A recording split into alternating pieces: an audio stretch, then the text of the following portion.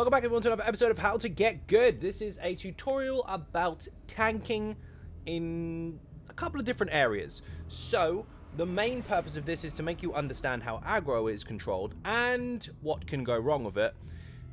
And above all, how to manipulate range. So, lots of people assume you have to run up to the enemy and stab it, or you have to range taunt it and stand still. It depends on the enemy. Yes, you can have chain type abilities to pull enemies in, but not all enemies can be chained. So what do you do with those if they won't come to you? Now, I'm going to show you some very simple examples of how this actually works.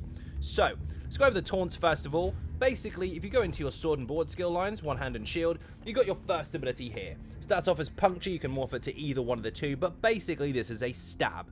You stab the target, it is aggroed to you for 15 seconds. Anywhere you go, it's going to follow you. If it falls off, it'll go punch someone else if you're unlucky. Or it might just like hitting you anyway. Sometimes it can do that by default. Enemies have a choice of who to hit after it wears off, but obviously you want to maintain this. Now, the range of this is very, very limited. You've got 5 meter range or so, 7 meters if you're a Dragon Knight, and then you've got this here. You have your range taunt from your Undaunted skill line. This actually has 28 meters. Either more for this doesn't make a difference. It has 28 meter range. So instead of having to run up to the target and stab it, of course you can activate it from long distance. But not all enemies will come to you. They'll still be aggroed by you, they'll still attack you, but they won't be in your personal space. I'm going to show you how to alter that in a moment. And there's one more taunt, which is tied to the Ice Staff.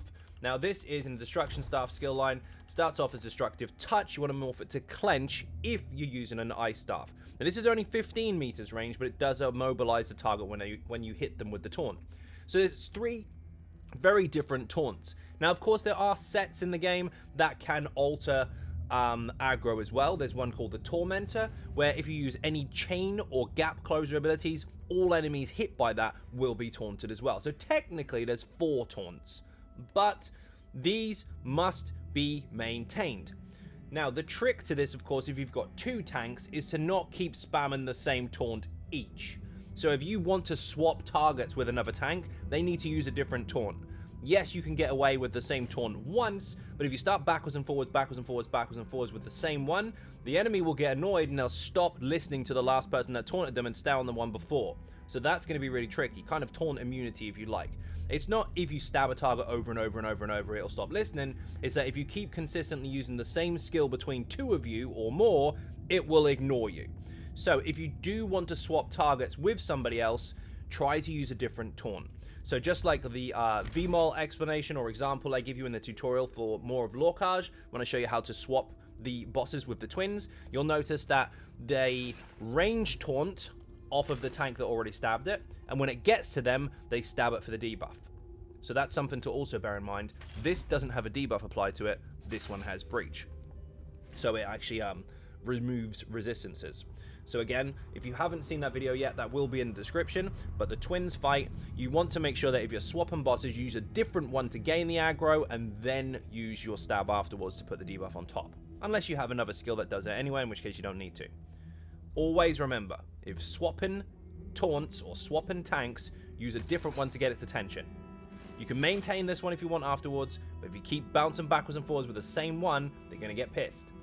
Now, manipulating range. Of course, you do have chain-based abilities like the Unrelenting Grip here. You've also got the portals from the Warden. Whatever you use, whether it be a set or a skill or Silver Leash or anything like that, these will pull the enemy to you. Now I'm going to show you how that works alongside an immobilization ability. Now the difference between these two is that a chain or a pull acts as a stun. So it will pull them in, but they will be immune to stuns. Now, immobilization is different. That's a root. Stuns and roots are separate. So if you pull something in and it's stunned and you root it afterwards, you still control it. So the trick is obviously you want to stack things up as much as possible. So if you go into a room like this, we've got lots of different types of targets. You can obviously pull them in to you and then pin them up. Now obviously they all have their own individual timers on them. Each skill is different depending on the class or area that you take the skills from. But that's basically what you need to do. Hold them on But as much as you can, maintain that route and don't let them run away, while maintaining taunts, usually on the big stuff, but if you can manage all the stuff at once, then fair enough. Now, that dude at the back is going to be range taunted. As you can see here, he's going to come to me. Why is he going to come to me? Because he is a melee-based target. He will always come to me, because that's the only way he can hit me. But what happens if you try to pull in a ranged target and they run away? Like that dude there, he does have a ranged attack, and he'll keep running out and running in again. He's not too much of a problem, but what do you do with archers? Well, I'm going to show you in the next pull how to manipulate range. And that is to make things come to you or be placed where you want them to be. So, as you can see here, we've got loads and loads of melee guys. None of those are actually going to move anywhere except for him. There's an archer at the back there. So, there's two actually. What we're going to do is we're going to pull all these melee guys in, which we don't technically have to do because they'll come to us. And now I want those here. So these guys will always follow me no matter where my feet go. You'll see if I range taunt them, of course they're on me and off the group, but they're not moving. Move backwards. So you're out of their range and they come to you. Now they've landed where the melee guys are, where I want them, and everyone's happy. Now, the way to trick the enemies to do this is to understand their range. Generally, most ranged enemies have about 28 meters range. Usually between 15 to 28.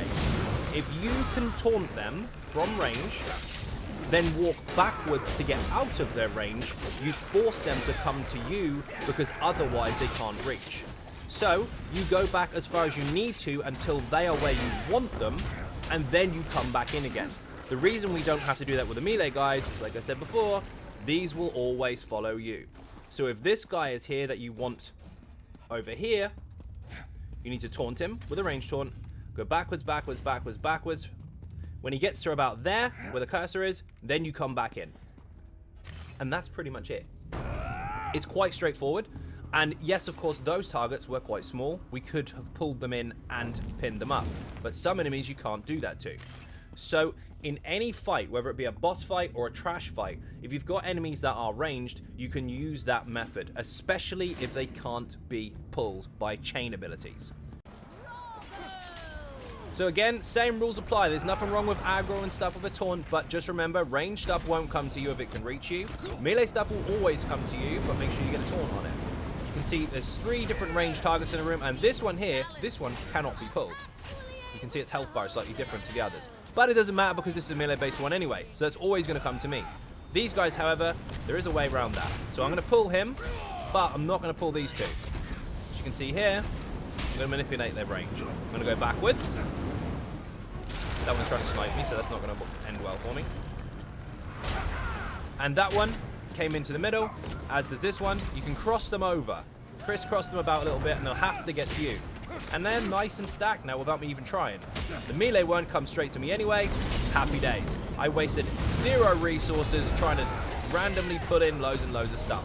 If they couldn't be pulled, I wouldn't have a choice but to do that. So learn this skill very early on. Okay, so this one is going to be a little different. But it's going to be relevant. So, as you can see here, we have melee ones. Don't do that, just taunt them. This one here needs an interrupt, obviously, but he cannot be pulled. So we can't chain him in. We can chain the archers, but we can't pull him. So what do we need to do? What did you learn? Taunt him, get out of his range. You get out of his range, he has to come to you. He's where I want him, I'll come back in. Happy days. Everyone is stacked, nice and neat. So, thank you very much for watching. I hugely appreciate support. If you are not subscribing already, please do hit that button. It is free. Furthermore, if you want to help support outside the channel, there are some links in the info section for Patreon, Twitter, Facebook, the website xynodegaming.com, Twitch, and Instagram, and all that good stuff. Once again, thank you for watching. Good luck, and I will see you in the next video. Bye-bye.